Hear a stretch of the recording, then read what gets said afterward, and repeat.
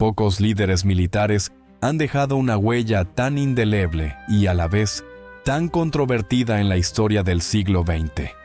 Douglas MacArthur, un hombre que resuena con ecos de genio estratégico, de un ego colosal y de una audacia legendaria, que lo llevó a desafiar no a uno, sino a varios presidentes de los Estados Unidos.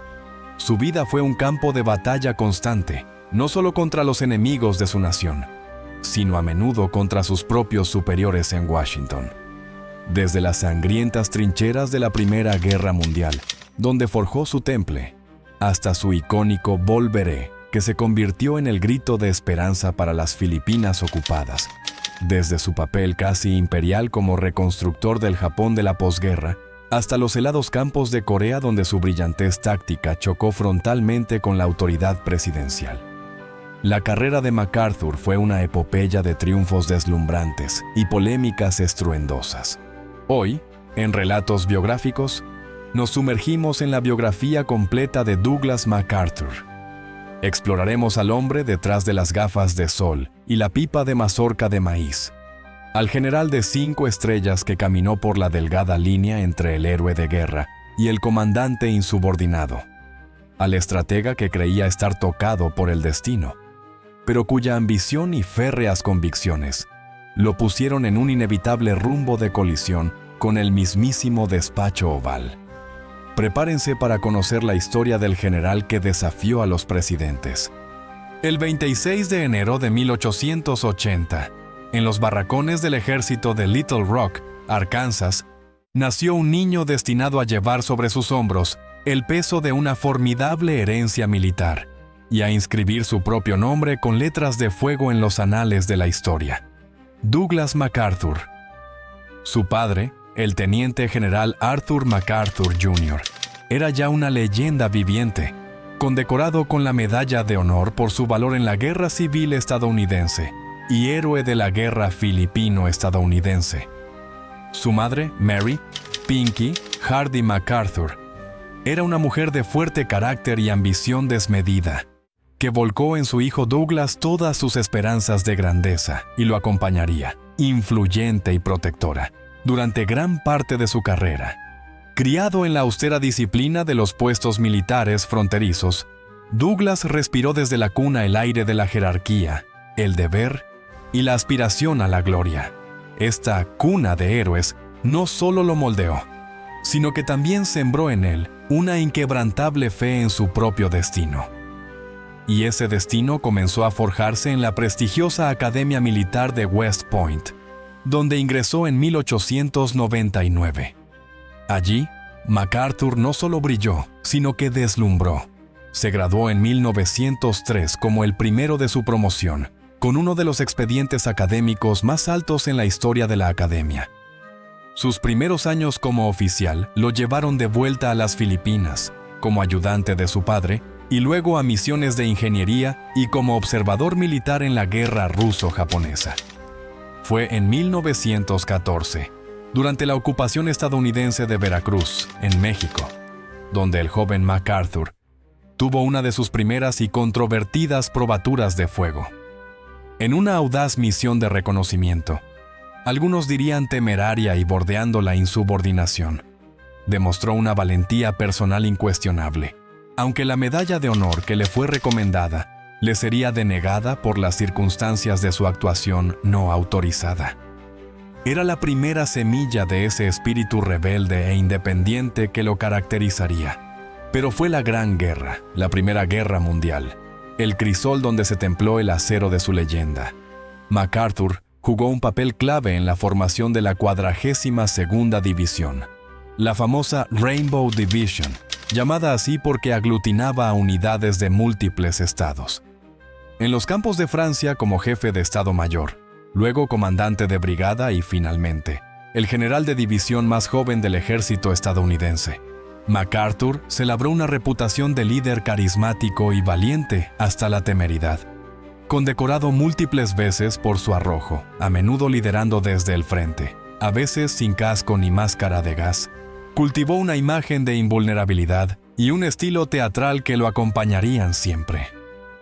Al finalizar la Primera Guerra Mundial, Douglas MacArthur ya era una figura reconocida, un héroe de guerra con una inteligencia brillante, una ambición sin límites y una confianza en sí mismo que rayaba en la arrogancia. Se habían sentado las bases del general que el mundo llegaría a conocer, un hombre de extraordinarias capacidades, pero también con una peligrosa tendencia a creer que sus propias reglas y su propio juicio estaban por encima de cualquier otra autoridad. Continuamos. Aquí tienes el capítulo 2 de la biografía de Douglas MacArthur. Capítulo 2. Volveré. Filipinas, guerra en el Pacífico y el renacimiento de Japón. Música que transite de un tono de entreguerras, quizás con algo de la grandilocuencia de los años 20 y la sobriedad de la Gran Depresión, hacia la tensión creciente de la Segunda Guerra Mundial, y luego a un tono más solemne y reconstructivo para Japón. Convertido en un héroe nacional tras la Primera Guerra Mundial, Douglas MacArthur continuó su ascenso imparable. Asumió el cargo de superintendente de West Point, donde impulsó reformas modernizadoras. Más tarde, en 1930, fue nombrado jefe de Estado Mayor del Ejército, el puesto más alto, con solo 50 años. Fueron años difíciles, marcados por la Gran Depresión y drásticos recortes presupuestarios, y también por la controversia, como su criticada actuación en 1932 al dispersar por la fuerza la manifestación de veteranos de guerra de la Bonus Army en Washington, una orden presidencial que cumplió con una dureza que muchos consideraron excesiva. En 1935, aceptó el desafío de organizar el ejército de la Mancomunidad de Filipinas, un país que amaba profundamente y al que consideraba su segundo hogar. Se retiró del ejército estadounidense en 1937, pero permaneció en Manila como mariscal de campo filipino. Sin embargo, la creciente amenaza del expansionismo japonés en Asia pronto lo devolvería al servicio activo. En julio de 1941, el presidente Roosevelt lo nombró comandante de las fuerzas del ejército de Estados Unidos en el lejano oriente. La guerra era inminente. Pocas horas después del ataque a Pearl Harbor, en diciembre de 1941, las fuerzas japonesas invadieron Filipinas. A pesar de los preparativos, las fuerzas de MacArthur, superadas en número y equipamiento, y con decisiones iniciales controvertidas sobre la dispersión de su fuerza aérea, se vieron abocadas a una defensa desesperada en la península de Batán y la isla fortaleza de Corregidor. En marzo de 1942, bajo órdenes directas del presidente Roosevelt, un MacArthur reticente y con el corazón roto abandonó Corregidor rumbo a Australia. Al llegar, pronunció ante el mundo las 3 palabras que se convertirían en su mantra y en una promesa sagrada: volveré. Desde Australia, como comandante supremo de las fuerzas aliadas en el área del Pacífico suroccidental, MacArthur orquestó una ardua y sangrienta campaña para hacer retroceder a los japoneses. Implementando una estrategia de saltos de isla, aunque él prefería llamarlo soslayar baluartes, sus fuerzas avanzaron a través de Nueva Guinea y otras islas, en una lucha brutal contra un enemigo fanático y un terreno implacable. Y finalmente, el 20 de octubre de 1944, cumplió su promesa. Desembarcó en Leyte, Filipinas, con el agua hasta las rodillas, en una imagen que se volvería icónica, sellando su regreso. La guerra culminó con la rendición incondicional de Japón. El 2 de septiembre de 1945, a bordo del acorazado USS Missouri en la bahía de Tokio, el general Douglas MacArthur, ahora comandante supremo de las potencias aliadas, SCAP, presidió la ceremonia de rendición. Pero su tarea más monumental apenas comenzaba. Durante los siguientes 6 años, MacArthur gobernó Japón como un verdadero procónsul. Supervisó la desmilitarización del país, los juicios por crímenes de guerra, tomando la controvertida pero pragmática decisión de mantener al emperador Hirohito en el trono como figura simbólica, e implementó una serie de reformas democráticas radicales que transformaron la sociedad japonesa: una nueva constitución pacifista, el sufragio femenino, la reforma agraria y la reorganización del sistema educativo. Paradójicamente, el general autoritario se convirtió en el arquitecto de una nueva democracia. Su gestión en Japón es considerada por muchos como su mayor logro, una obra de estadista, mientras Douglas MacArthur consolidaba su legado como el arquitecto del nuevo Japón.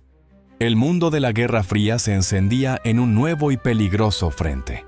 El 25 de junio de 1950, el ejército comunista de Corea del Norte, armado y apoyado por la Unión Soviética, cruzó el paralelo 38 e invadió Corea del Sur. La sorpresa fue total. Las fuerzas surcoreanas y las escasas tropas estadounidenses presentes fueron arrolladas, retrocediendo hasta un precario perímetro alrededor del puerto de Pusan. Parecía que toda la península caería en manos comunistas en cuestión de semanas. Ante la crisis, el presidente Harry S. Truman recurrió al hombre que consideraba su general más capaz en Asia, Douglas MacArthur. A sus 70 años, el veterano fue nombrado comandante en jefe del nuevo Comando de las Naciones Unidas. Desde Tokio, MacArthur analizó la desesperada situación y concibió un plan de una audacia casi temeraria. Una jugada que muchos en el Pentágono consideraron suicida. Un desembarco anfibio masivo en Incheon, un puerto con mareas extremas y defensas formidables, situado muy por detrás de las líneas enemigas norcoreanas. A pesar de las objeciones y los enormes riesgos, MacArthur, con su característica convicción y genio estratégico, impuso su visión. El 15 de septiembre de 1950, la operación de Incheon se ejecutó con una precisión asombrosa. Las fuerzas de la ONU desembarcaron, tomaron a los norcoreanos completamente por sorpresa, cortaron sus líneas de suministro y amenazaron con embolsar a todo su ejército en el sur. Seúl fue liberada en pocos días y el ejército norcoreano se desintegró en una caótica retirada.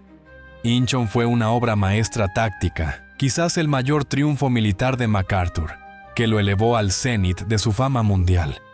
Con el impulso de la victoria, las fuerzas de la ONU, con la autorización de las Naciones Unidas, cruzaron el paralelo 38 con el objetivo de destruir al ejército norcoreano y unificar Corea.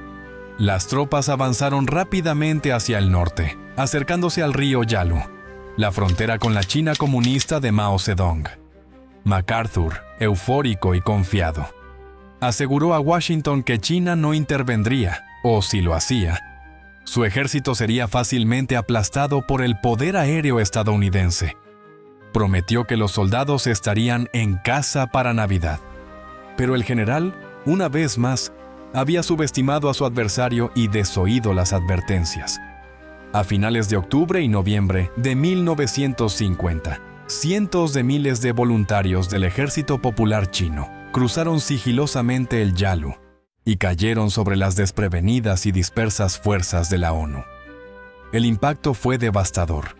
Las tropas aliadas sufrieron enormes bajas y se vieron forzadas a una retirada larga y brutal en medio de un invierno coreano implacable. La guerra, que parecía ganada, se transformó en un conflicto mucho más amplio, sangriento y peligroso. MacArthur, humillado y furioso por el revés, comenzó a abogar públicamente por medidas drásticas, bombardear bases y ciudades en Manchuria, imponer un bloqueo naval a China e incluso utilizar las fuerzas nacionalistas chinas de Taiwán. Veía el conflicto en Corea como parte de una lucha global contra el comunismo que exigía una victoria total, sin restricciones. La gloria de Incheon se desvanecía rápidamente ante la perspectiva de una guerra total contra China y posiblemente contra la Unión Soviética, una guerra que su presidente no estaba dispuesto a librar. El escenario estaba listo para el choque final entre el general y su comandante en jefe.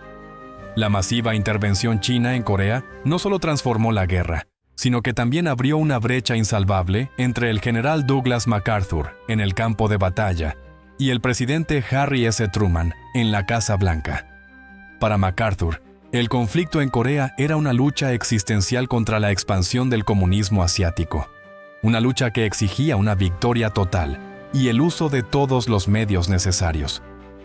Comenzó a presionar, primero en privado y luego cada vez más públicamente, para que se le permitiera bombardear bases y santuarios enemigos en Manchuria, China, imponer un bloqueo naval a la costa china, e incluso considerar el uso de armas nucleares tácticas y el despliegue de las tropas nacionalistas de Chiang Kai-shek desde Taiwán.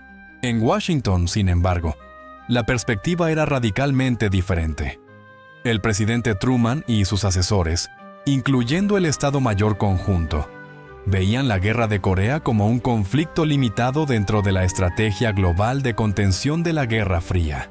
Temían que las acciones propuestas por MacArthur pudieran provocar una guerra total con la China continental y, peor aún, arrastrar a la Unión Soviética a un conflicto mundial, una tercera guerra mundial que nadie deseaba.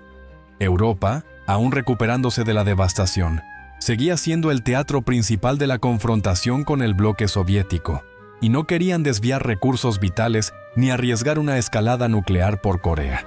Pero MacArthur, convencido de su propia infalibilidad estratégica y acostumbrado a una amplia autonomía en sus mandos anteriores, especialmente en el Pacífico y Japón, comenzó a actuar de manera que minaba la autoridad presidencial. Emitió comunicados y ultimátums no autorizados que contradecían la política oficial de Estados Unidos y las Naciones Unidas. En marzo de 1951, después de que Truman hubiera preparado una iniciativa de paz, MacArthur la torpedeó con una declaración beligerante que amenazaba a China con la destrucción si no se rendía.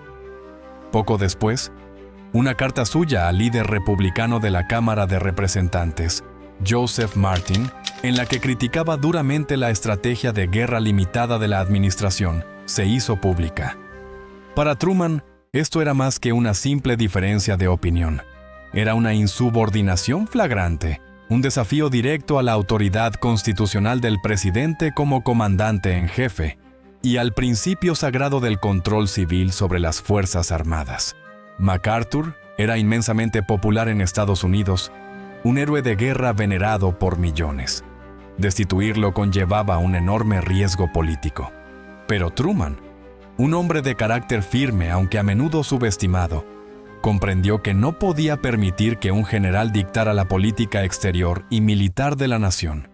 Tras consultar con sus principales asesores, el 11 de abril de 1951, Harry S. Truman tomó la drástica y explosiva decisión de relevar al general Douglas MacArthur de todos sus mandos en el lejano Oriente. La noticia conmocionó a Estados Unidos y al mundo. MacArthur, el legendario general de 5 estrellas, el conquistador del Pacífico y el reconstructor de Japón, había sido despedido. La reacción pública en Estados Unidos fue de indignación generalizada en muchos sectores. MacArthur fue recibido como un héroe a su regreso, con desfiles multitudinarios y una aclamación popular sin precedentes. Muchos lo veían como un mártir, un genio militar castigado por políticos timoratos que no lo dejaron ganar la guerra. El general había perdido su mando, pero el choque entre su visión de la guerra total y la política de contención de Truman había puesto de manifiesto una de las tensiones fundamentales en una democracia en tiempos de guerra. El titán militar había sido derribado, no por el enemigo, sino por su propio presidente. El regreso de Douglas MacArthur a Estados Unidos en abril de 1951 fue un acontecimiento sin precedentes. A pesar de haber sido destituido, o quizás precisamente por ello, fue recibido por multitudes enfervorecidas en cada ciudad que visitó. Desfiles con toneladas de confeti en San Francisco, Chicago, Washington y Nueva York aclamaban al general como un héroe incomprendido, un mártir de la causa anticomunista. Parecía que el país entero se había volcado para honrar a su soldado más condecorado y carismático. El 19 de abril de 1951, MacArthur se dirigió a una sesión conjunta del Congreso de los Estados Unidos. Su discurso fue una pieza magistral de oratoria, cargada de emoción y dramatismo. Defendió sus acciones en Corea, criticó la política de guerra limitada y concluyó con una frase que se volvería inmortal, tomada de una vieja balada militar. Los viejos soldados nunca mueren. Simplemente se desvanecen. Old soldiers never die. They just fade away. La nación escuchó conmovida. Muchos lloraron.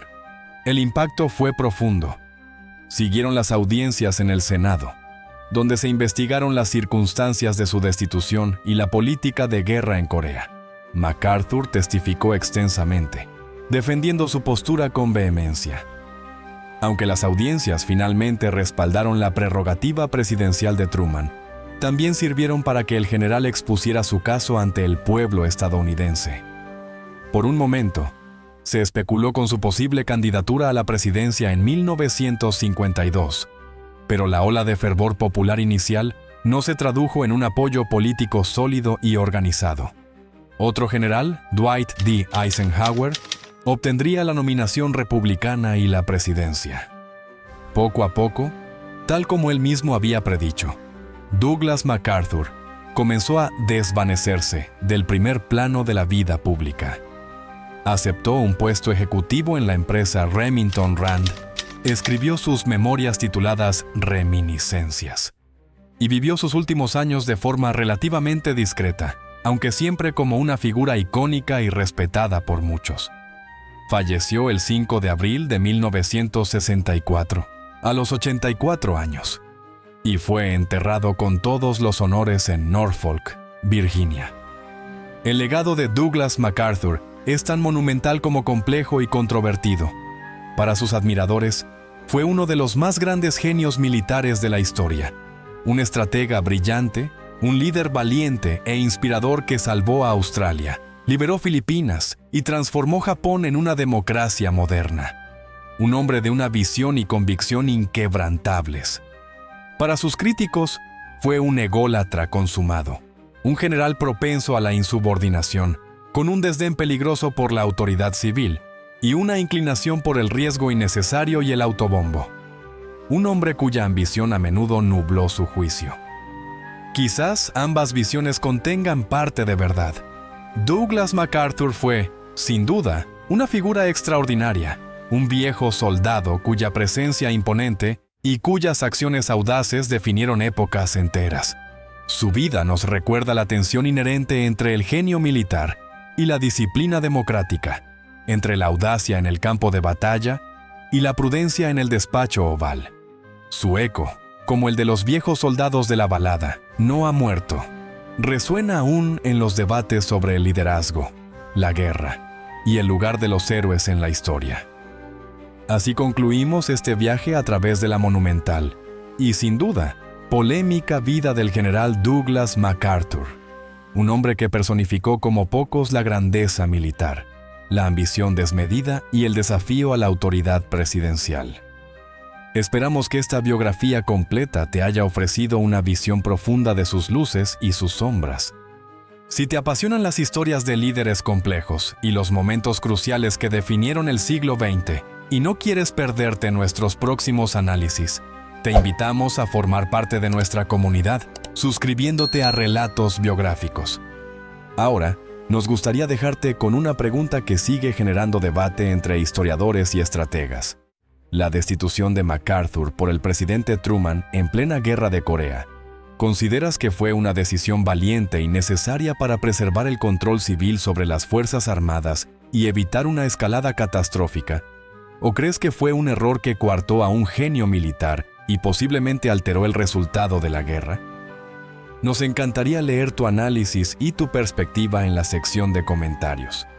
Y si deseas profundizar aún más en la figura de MacArthur, en la Guerra del Pacífico, Corea, o su extraordinario papel en la reconstrucción de Japón, hemos compilado una lista de libros, documentales y recursos recomendados en la descripción del video. Encontrarás enlaces de interés, algunos de los cuales son de afiliados y contribuyen a que podamos seguir creando contenido como este. Gracias por tu tiempo y tu interés. Hasta la próxima gran biografía.